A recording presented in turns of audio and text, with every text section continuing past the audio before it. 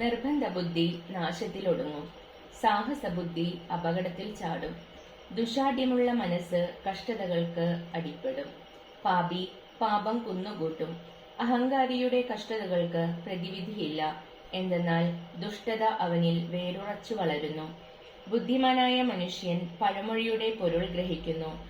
വിജ്ഞാനം ശ്രദ്ധിക്കുന്ന ചെവിയാണ് ബുദ്ധിമാൻ അഭിലഷിക്കുന്നത്. ജലം ജ്വലിക്കുന്ന അഗ്നിയെ കെടുത്തുന്നത് പോലെ ദാനധർമ്മം പാപത്തിന് പരിഹാരമാണ്.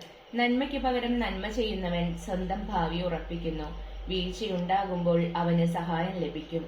മകനെ, പാവപ്പെട്ടവന്റെ ഉപജീവനം തടയരുത്.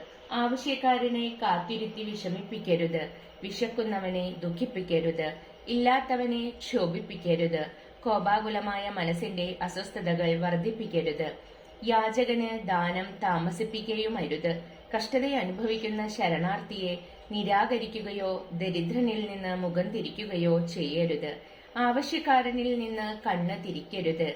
നിന്നെ ശപിക്കാൻ ആർക്കും ഇട നൽകുകയുമരുത്. എന്തെന്നാൽ മനം നൊന്ത് ശപിച്ചാൽ സൃഷ്ടാവ് അത് കൈക്കൊള്ളും. സമൂഹത്തിൽ സമ്മതനാവുക.